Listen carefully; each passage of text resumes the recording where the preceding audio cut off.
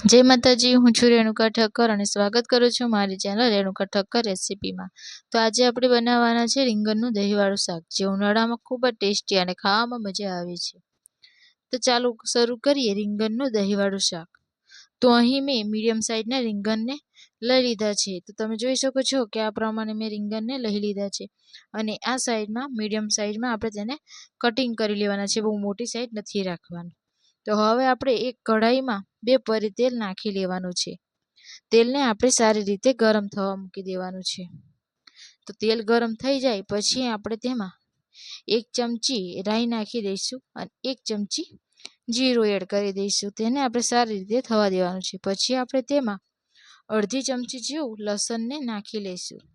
લસણને આપણે સારી રીતે મિક્સ કરીને સારી રીતે શેકાવા દેવાનું છે। પછી આપણે તેમાં જે કટિંગ કરેલા રીંગણ છે તેને આપણે મીડિયમ ગેસ ઉપર કરીને તેમાં આપણે એડ કરી દઈશું અને સારી રીતે મિક્સ કરી દઈશું, જેથી કરીને લસણ આપણે જે શેક્યું છે તે સારી રીતે તેમાં મિક્સ થઈ જાય અને રીંગણ આપણા સરસ એવા ચડી જાય। એના માટે આપણે તેને 2 મિનિટ માટે પાણી નથી વેડવાનું, આપણે તેનામાં 2 મિનિટ માટે તેને મીડિયમ ગેસ ઉપર તેને ઢાંકીને થવા દેવાનું છે। તો 2 મિનિટ માટે આપણે તેને ઢાંકી દઈશું।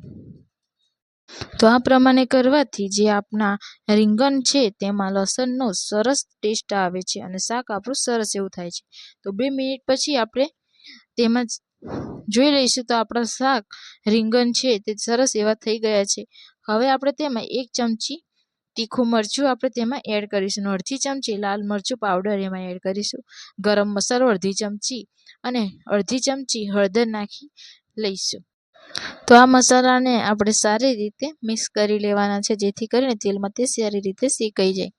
હવે આપણે તેમાં અડધી ચમચી ધાણા જીરું પાવડર એડ કરી દઈશું અને અડધી ચમચી શાકનો જે મસાલો આવે છે તેને આપણે એડ કરી દેવાનું છે અને સ્વાદ પ્રમાણે મીઠું નાખી દેવાનું છે અને તેને સારી રીતે મિક્સ કરી લેવાનું છે। તો તમે જોઈ શકો છો કે આપણું શાકનો કલર સરસ એવો થઈ ગયો છે। હવે આપણે શાકમાં બધા મસાલા સરસ એવા ભરાઈ જાય એના માટે આપણે તેને 2 મિનિટ માટે આપણે તેમાં ઢાંકીને મૂકી દઈશું। તેમાં આપણે પાણી નથી એડ કરવાનું, તો આપણે તેને 2 મિનિટ માટે ઢાંકીને મૂકી દેવાનું છે મીડિયમ ગેસ ઉપર। 2 મિનિટ પછી આપણે તેને ચેક કરી લેવાનું છે। તો આપણે જોઈ શકીએ છીએ તો આપણા શાક સરસ એવો ચડી ગયું છે, રીંગણ પણ આપણા સરસ એવા ચડી ગયા છે। તો તમે જોઈ શકો છો કે શાકનો કલર પણ સરસ એવો થઈ ગયો છે। તો મેં અહીં ગાડી એક મોટી બાઉલમાં તેને દહીં અહીં લીધું છે, મેં બહુ ખાટું નથી લીધું અને બહુ મોરું નથી લીધું, મીડિયમ સાઇઝનું લીધું છે। તેને આપણે તેમાં એડ કરી દેવાનું છે। તમે તમારા સ્વાદ પ્રમાણે અહીં ગાડી દહીંનો ઉપયોગ કરી શકો છો। તો આપણે તેને સરસ રીતે એવીને મિક્સ કરી લેવાનું છે। તો તમે જોઈ શકો છો તો આપણે તેને ઉબાર આવે ત્યાં સુધી આપણે તેને થવા દેવાનું છે। હવે હું તેમાં કટિંગ કરેલા ધાણા નાખી દઈશું। તો સર્વ કરવા માટે આપણું શાક થઈ ગયું છે। તો તૈયાર છે આપણું દહીંવાળું રીંગણનું શાક।